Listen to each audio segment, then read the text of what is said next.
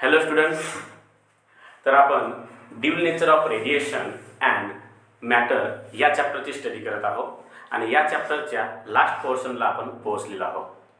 या आधीच्या व्हिडिओमध्ये आपण डी ब्रॉग्ली हायपोथेसिस हा टॉपिकची स्टडी केला होता आणि डी ब्रॉग्लीच्या म्हणण्यानुसार आपल्याला हे माहिती झालं होतं की every moving particle behaves or associated like as a wave. म्हणजे प्रत्येक मूव्हिंग पार्टिकल हा एका वेव्हसारखा वेव्हला असोसिएट करतो. पण हा आपण एक हायपोथेसिस स्टडी केला होता.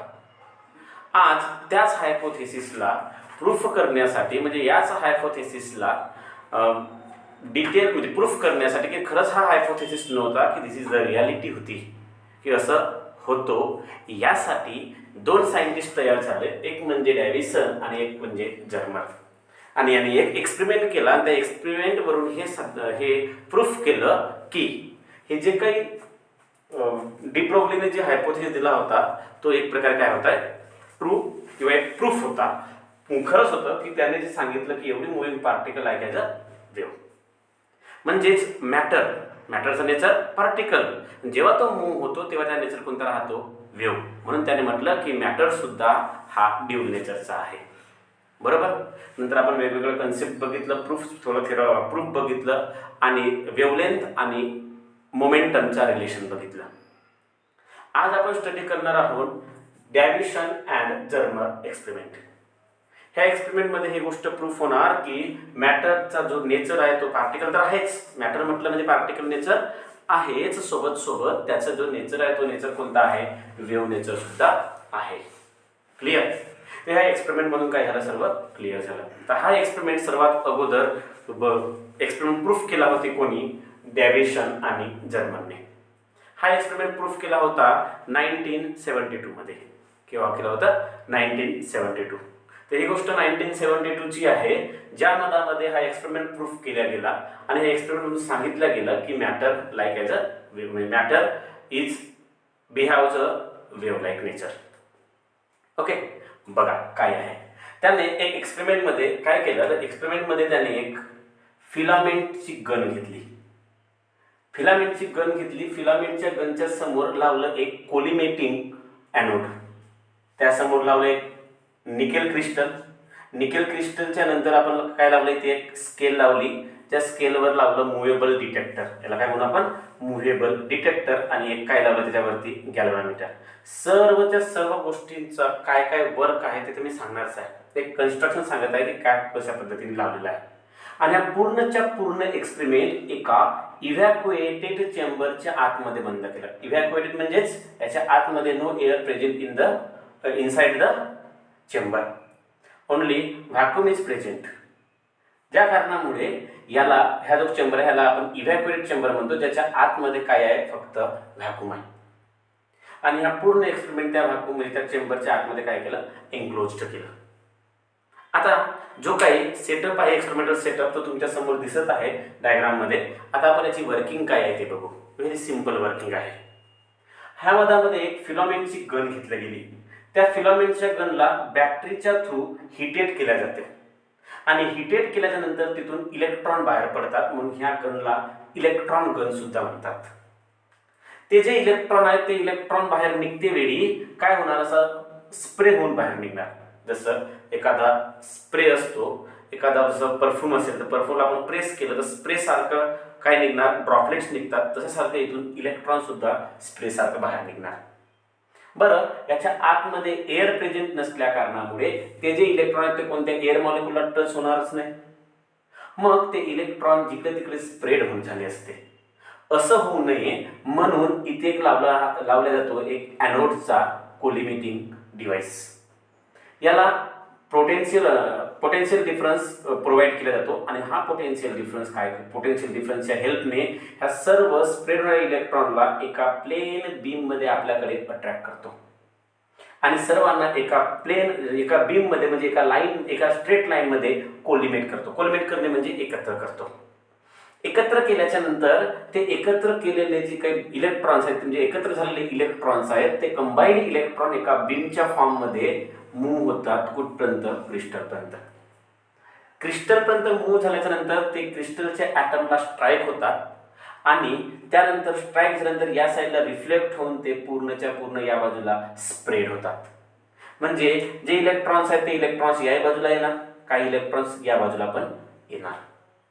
ऑब्विसली जर इलेक्ट्रॉन मूव्ह होत आहेत म्हणजे याचा अर्थ करंट फ्लो होणार आणि त्या करंटला फ्लो होण्यासाठी हे जे मुव्हेबल डिटेक्टर आहे हा मुव्हेबल डिटेक्टर त्या स्प्रेड झालेल्या पूर्ण इलेक्ट्रॉनला काय करतो, डिटेक्ट करेल, म्हणजे कलेक्ट करेल आणि डिटेक्ट करेल आणि डिटेक्ट केल्याच्या नंतर ते मुव्हेबल असल्या कारणामुळे त्यांच्यापासून करंट इंड्यूस्ड होईल, करंट फ्लो होईल आणि त्या करंटला मेजर करण्यासाठी ह्या मुव्हेबल डिटेक्टरला काय लावला असतो, एक गॅल्व्हनोमीटर लावलेला असतो.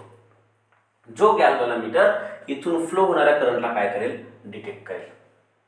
आता बेसिकली हे जे काही इलेक्ट्रॉन आहेत हे इलेक्ट्रॉन एका स्ट्रेट लाईन मध्ये गेल्यानंतर निकेल क्रिस्टलला टच होऊन इकडे स्प्रेड होतात आणि जे स्प्रेड होणारे इलेक्ट्रॉन आहेत म्हणजे जे पसरणारे इलेक्ट्रॉन आहेत ते सर्व पसरणारे इलेक्ट्रॉन या टाईपने स्प्रेड होतात की ते फक्त ह्या स्केलवर डिटेक्ट होऊ शकतात. हे जे स्प्रेड होणारे इलेक्ट्रॉन आहेत ह्या स्प्रेड होणाऱ्या इलेक्ट्रॉनला ह्या मधामधून डिटेक्ट केला जातो आणि डिटेक्ट केल्याच्या नंतर त्यांना मेजर केला जाईल. काय केलं जातं, मेजर केलं जातो, म्हणजे त्यांचं इंटेन्सिटीला मेजर केलं जातो डिटेक्ट करून. आता मला सांगा की हे जे इलेक्ट्रॉन आहेत जे इकडे स्प्रेड झाले असतील ते सर्व एकसारखे इलेक्ट्रॉन स्प्रेड होणार नाही, तर त्या इलेक्ट्रॉनचे स्पीड कुठे कमी कुठे कसे राहू शकते, जास्त. आणि ते जर असल्या कारणामुळे ह्या जेव्हा ज्या ठिकाणी इलेक्ट्रॉनला डिटेक्ट केल्या जाईल त्या ठिकाणी कोणत्या ठिकाणी इंटेन्सिटी त्या इलेक्ट्रॉन बीमची जे काही इलेक्ट्रॉन बीम येत आहे याची इंटेन्सिटी कुठे जास्त तर कुठे काय दिसेल, कमी. Means the intensity of electron beam is not uniform राहणार नाही ॲट ऑल डायरेक्शन. प्रत्येक डायरेक्शनला जर चेक केला तर तुम्हाला ते काही जे काही बीम आहे या बीमची इंटेन्सिटी आहे ती इंटेन्सिटी एकसारखी मिळणार नाही, कुठे मॅक्झिमम तर कुठे काय मिळेल, मिनिमम. मग तुम्हाला माहिती आहे की आपण वेव्ह ऑप्टिक्समध्ये डिफ्रॅक्शन स्टडी केला होता आणि जो डिफ्रॅक्शन पॅटर्न आहे तो डिफ्रॅक्शन पॅटर्न वेव्हच्या इंटरफरन्स पासून बनतो. ज्यावेळी क्रेस्ट आणि क्रेस्ट किंवा ट्रफ आणि ट्रफ सोबत येतात त्यावेळी कन्स्ट्रक्टिव्ह इंटरफरन्स होतो आणि इंटेन्सिटी मॅक्झिमम असतो आणि ज्यावेळी क्रेस्ट ट्रफ आणि ट्रफ क्रेस्ट सोबत येतात अशा वेळी इंटेन्सिटी हे म्हणजे डिस्ट्रक्टिव्ह इंटरफरन्स होतो म्हणून इंटेन्सिटी हे कमी असतो. सेम फिनॉमिना इथे पण दिसत आहे. हे स्प्रेड होणारे जे काही इलेक्ट्रॉन बीम्स आहेत त्यांची कुठे इंटेन्सिटी जास्त तर कुठे इंटेन्सिटी कमी, म्हणजेच याचा अर्थ इथली जी इंटेन्सिटी आहे ही इंटेन्सिटी डिफ्रॅक्शन पॅटर्नला काय डिफ्रॅक्टिव्ह किंवा डिफ्रॅक्शन पॅटर्नला बिलॉंग करतो. म्हणजे जशी इंटेन्सिटी डिफ्रॅक्शन पॅटर्नची असते कधी मॅक्झिमम मिनिमम याच टाईपने इथे सुद्धा ही इंटेन्सिटी मॅक्झिमम मिनिममने काय होत आहे, व्हॅरी होत आहे. म्हणजेच याचा अर्थ after strike on the nickel crystal the scattered light म्हणजे स्कॅटर्ड इलेक्ट्रॉन बीम, स्कॅटर्ड म्हणजे स्प्रेड होणारे पसरणारे जे इलेक्ट्रॉन बीम आहे ते पसरणारी इलेक्ट्रॉन बीमची इंटेन्सिटी मॅक्झिमम मिनिमम होत आहे. म्हणजेच याचा अर्थ सेम इंटेन्सिटीचं येणारं इलेक्ट्रॉन बीम आफ्टर रिफ्लेक्शन जेव्हा त्यांची स्कॅटरिंग होते अशा वेळी ते जे काही इलेक्ट्रॉन बीम आहे त्यांची इंटेन्सिटी चेंज होते आणि इंटेन्सिटी चेंज होत असल्या कारणामुळे ते जे काही बीम आहेत त्या बीम जे काय स्कॅटर होत आहेत त्यांची इंटेन्सिटी कमी जास्त होत असल्या कारणामुळे ते डिफ्रॅक्शन पॅटर्नला बिलॉंग करतात. म्हणजेच आपण असं म्हणू शकतो की या ठिकाणी म्हणजे स्कॅटर्ड होणाऱ्या इलेक्ट्रॉन बीम पासून काय बनते, डिफ्रॅक्शन पॅटर्न बनतो. काय बनतो, डिफ्रॅक्शन पॅटर्न. बट आपण स्टडी केला वेव्ह ऑप्टिक्समध्ये की डिफ्रॅक्शन पॅटर्न तर हा लाईटचा म्हणजे वेव्ह नेचरमध्ये असतो. म्हणजे त्याचा अर्थ असं की या मधामध्ये डिफ्रॅक्शन पॅटर्न जर फॉर्म होत आहे म्हणजेच याचा अर्थ असं की या मधामध्ये डिफ्रॅक्शन पॅटर्न जो आहे तो वेव्ह नेचरला बिलॉंग करतो. म्हणजेच हे जे स्कॅटर्ड होणारे इलेक्ट्रॉन आहेत हे स्कॅटर होणारे इलेक्ट्रॉनचं बीम हे एका वेव्ह नेचर सारखं बिहेवियर करतात आफ्टर रिफ्लेक्शन. म्हणजेच हे जेव्हा इलेक्ट्रॉन इथून निघून इथे येतात ते स्ट्राईक होऊन इकडे स्कॅटर्ड होतात म्हणजे इकडे मूव्ह होतात. जेव्हा ते मूव्ह होतात तेव्हा ते डिफ्रॅक्शन पॅटर्न फॉर्म करतात आणि डिफ्रॅक्शन पॅटर्न फॉर्म करतात म्हणजे याचा अर्थ त्यांचा नेचर कोणता असेल, वेव्ह नेचर. आणि यावरून डॅव्हिएशन आणि जर्मरने असं सांगितलं की जे मुव्हिंग इलेक्ट्रॉन आहेत ते मुव्हिंग इलेक्ट्रॉन वेव्ह सारखा नेचरचा बिहेव करतात. आणि म्हणून त्याने सांगितलं की इलेक्ट्रॉन आर द पार्टिकल्स. म्हणजे त्याकडे पार्टिकल नेचर तर आहेच, मोमेंटम आहेच, सोबत त्यांच्याकडे डिफ्रॅक्शन पॅटर्न होत असल्या कारणामुळे वेव्ह नेचर सुद्धा अवेलेबल आहे. मीन्स द मुव्हिंग पार्टिकल म्हणजे moving electrons like as a particle and wave nature. म्हणून त्याने म्हटलं की मुव्हिंग पार्टिकलचा जो नेचर आहे तो कसा आहे, पार्टिकल वेव्ह डिओलिटी किंवा वेव्ह पार्टिकल डिओलिटी सारखा आहे. क्लिअर. जो हायपोथेसिस कोणी सांगितलं होतं, जो हायपोथेसिस डी ब्रॉग्लीने सांगितलं होतं, त्याला एक्सपेरिमेंटली प्रूव्ह करून दिला कोणी, डॅव्हिएशन आणि जर्मरने. तर लक्षात ठेवा, डॅव्हिएशन आणि जर्मर हे फर्स्ट म्हणजे डॅव्हिएशन आणि जर्मरकडून केला गेलेला हा फर्स्ट एक्सपेरिमेंट होता, ज्या मधामध्ये ड्युअल नेचर म्हणजे पार्टिकलकडे वेव्ह नेचर सुद्धा असतो हा प्रूव्ह झालं. क्लिअर. त्यानंतर जे काही हा एक्सपेरिमेंट केला गेला त्यामधून एक गोष्ट कन्फर्म झाली की जेव्हा इलेक्ट्रॉन मूव्ह होतात, म्हणजे इलेक्ट्रॉन हे पार्टिकल आहेत, त्यांचा नेचर पार्टिकल आहे, जेव्हा ते मूव्ह होतात त्यावेळी त्याचा जो नेचर आहे तो कसा कोणासारखा बिहेवियर करतो, वेव्ह सारखा बिहेवियर करतो. म्हणून ते जे काही पार्टिकल नेचर आणि वेव्ह नेचर हे दोन्ही नेचर त्याच्या मधामध्ये प्रेझेंट असतात. क्लिअर. तर हा अशा टाईपचा काय आहे, डेव्हिएशन आणि जर्मर एक्सपेरिमेंट आहे. क्लिअर आहे की नाही. तर अशा टाईपचा हा जर्मर एक्सपेरिमेंट. क्लिअर झालं, समजलं. ओके. त्यानंतर एक छोटासा लिमिटेशनचा पोर्शन आहे तो आपण बघून घेऊया. बघा काय आहे. तर मुलांनो, नेक्स्ट क्वेश्चन तुम्हाला असा आहे की what is wave particle duality of matter. Wave particle duality of matter म्हणजे काय होतो, and what are the limitations on applying the wave particle duality of macroscopic particle. म्हणजेच जे मॅक्रोस्कोपिक म्हणजे नॉर्मल आईने आपण डोळ्याने बघू शकतो ते पार्टिकल. तर ते मॅक्रोस्कोपिक पार्टिकलवर जर आपण वेव्ह पार्टिकल डिओलिटी जर अप्लाय केलं, ते अप्लाय करण्यासाठी काय रिलेशन आहे, म्हणजे काय लिमिटेशन्स आहेत, आपण केव्हापर्यंत ते आपण पार्टिकल्सवरती त्या पार्टिकल्सला वेव्ह पार्टिकल डिओलिटी असं म्हणू शकतो. तसं तुमचा प्रश्न काय आहे, तुमचा क्वेश्चन असा आहे की वेव्ह पार्टिकल डिओलिटी काय असते आणि वेव्ह पार्टिकल डिओलिटी हा मॅक्रोस्कोपिक मटेरियलवर वेव्ह पार्टिकल डिओलिटीचे काय लिमिटेशन्स आहेत. मॅक्रोस्कोपिक मटेरियल म्हणजे असे मटेरियल जे आपण नॉर्मल आईने बघू शकतो आणि त्यांच्यावरती त्यांना जर आपण वेव्ह पार्टिकल डिओलिटी जर अप्लाय करायचं असेल त्याचं काय लिमिटेशन्स आहेत. म्हणजे समजा हा मार्कर पेन, याला जर मी थ्रो केलो, दिस इज द मॅक्रोस्कोपिक व्हेरिएबल किंवा मॅक्रोस्कोपिक मॅटर. हा जो मॅक्रोस्कोपिक मॅटरला जर मी मूव्ह केलो म्हणजे थ्रो केलो तर म्हणजेच मूव्ह होत असेल, हा जर मॅटर मूव्ह होत असेल तर हा वेव्ह पार्टिकल डिओलिटी सारखा बिहेवियर करतो काय, आणि करत असेल तर याच्यासाठी काय लिमिटेशन्स आहेत ते लिमिटेशन आपण बघूया. बरं, तुम्हाला माहित आहे की वेव्ह पार्टिकल डिओलिटी काय होते. तर एका पर्टिक्युलर कंडिशनमध्ये जर बघितलं, कंडिशन काय असतो की मटेरियलचा मास कमी असायला पाहिजे तर वेव्हलेंथ जास्त दिसेल. ह्या सर्व गोष्टींना जर आपण बघितलं तर याच्यावरून एक गोष्ट समजेल की वेव्ह पार्टिकल डिओलिटीसाठी एक पर्टिक्युलर सर्कमस्टन्सेस पाहिजे. Material particles shows wave particle duality. जे मटेरियल पार्टिकल आहेत त्यांना वेव्ह पार्टिकल डिओलिटी शो करण्यासाठी, म्हणजे ते वेव्ह पार्टिकल डिओलिटीचा बिहेवियर शो करतात हे सांगण्यासाठी त्यांना एक पर्टिक्युलर कंडिशन हवं आहे.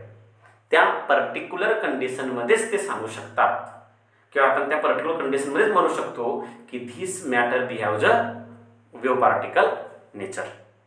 क्लिअर.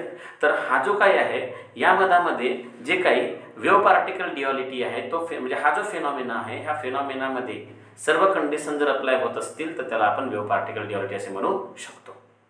बरं, लिमिटेशन काय आहेत. त्या लिमिटेशन आहेत की the de Broglie hypothesis of the macroscopic objects are negligible as compared to the size of the objects. म्हणजे the de Broglie wavelengths of the macroscopic objects are the negligible as compared to the size of the object. म्हणजे जेवढा size जास्त असेल तेवढी जी wavelength काय दाखवेल, कमी. आणि जेवढी वेव्हलेंथ कमी तर वेव्ह नेचर तर दिसणार नाही, आणि वेव्ह नेचर दिसलं नाही तर तुम्ही त्याला वेव्ह पार्टिकल डिओलिटी म्हणू शकत नाही. म्हणजेच तुम्हाला त्याचे जे वेव्हलेंथ आहे ते वेव्हलेंथ कशावर डिपेंड आहे, साईजवर डिपेंड आहे, म्हणजेच मासवर डिपेंड आहे. तर हा एक लिमिटेशन झालं. दुसरं, the wavelength associated with macroscopic particle do not play any significant role in our everyday life. म्हणजे आपल्या लाईफमध्ये जे डेली यूजमध्ये जे पार्टिकल्स आहेत त्यांच्यामध्ये आपण वेव्ह पार्टिकल ड्युअलिटी अप्लाय करू शकत नाही, कारण का त्या प्रत्येकाचा मास जास्त असेल त्यांची वेव्हलेंथ शो होऊ शकत नाही. तर हा एक डी ब्रोगली हायपोथेसिसचा काय आहे, लिमिटेशन आहे. The wavelength for macroscopic particle are so small that they can not be measured. ह्याच कारणामुळे जर का समजा वेव्ह पार्टिकल ड्युअलिटी जो आहे त्या वेव्ह पार्टिकल ड्युअलिटीची वेव्हलेंथ जर का वेव्हलेंथ खूप छोटी जर आली त्याला आपण मेजर करू शकत नाही. आणि जेवढा मास जास्त, जसं हा म्हटलं एवढा मास जर जास्त असेल तर अशा वेळी हा जो काही पार्टिकल आहे ह्या पार्टिकलला थ्रो केला त्याची वेव्हलेंथ आपण मेजर करू शकत नाही. रिझन कारण त्याचा मास जास्त आहे तर वेव्हलेंथ कशी येईल, छोटी येईल. ओके, बरं. नेक्स्ट लिमिटेशन काय आहे तुमचं, की wave particle duality can not be realised in macroscopic particle. तर हा सिंपल कन्सेप्ट आहे की मॅक्रोस्कोपिक पार्टिकलची जी काही वेव्हलेंथ आहे ती वेव्हलेंथ आपण मेजर करू शकत नाही आणि म्हणूनच आपण मॅक्रोस्कोपिक पार्टिकलमध्ये ड्युअलिटी म्हणजे वेव्ह पार्टिकल ड्युअलिटी आहे हे आपण शो करू शकत नाही. ते फक्त मायक्रोस्कोपिक पार्टिकल म्हणजे मायक्रोस्कोपिक मॅटरवरच आपण अप्लाय करू शकतो. हा मेन याचा काय आहे, लिमिटेशन. जर तुम्ही याला जर डस्टर समजलं आणि डस्टरला जर कन्सिडर करून जर तुम्ही बघितलं की याला थ्रो केल्यानंतर हा वेव्ह नेचर फॉर्म करतो काय, हे तुम्ही फाईन करू शकत नाही. बिकॉज याचा मास जास्त असल्या कारणामुळे याच्यापासून जे काही मूव्ह होते वेळी जे वेव्हलेंथ येईल ती वेव्हलेंथ कमी येईल. आणि वेव्हलेंथ कमी जर आली तर तुम्ही वेव्हलेंथ मेजर नाही करू शकणार आणि वेव्हलेंथ मेजर नाही करू शकलं तर याचा वेव्ह नेचर सांगू शकत नाही. क्लिअर. तर अशा टाईपचा छोटासा एक चॅप्टर होता आणि हा त्याचा कन्सेप्ट होता. तर आय होप की तुम्हाला पूर्ण चॅप्टर समजलं असेल. तर इथे आपण ह्या चॅप्टरचा थेरॉटिकल पोर्शन काय करतो, एंड. इथे ह्या चॅप्टरचा थेरॉटिकल पोर्शन काय होईल, एंड होत आहे. आपण याच्यानंतर काही 1-2 व्हिडिओ न्यूमरिकलचे घेणार आणि त्यानंतर ह्या चॅप्टरला एंड करणार. क्लिअर. ओके, तिथपर्यंत टेक केअर, बाय.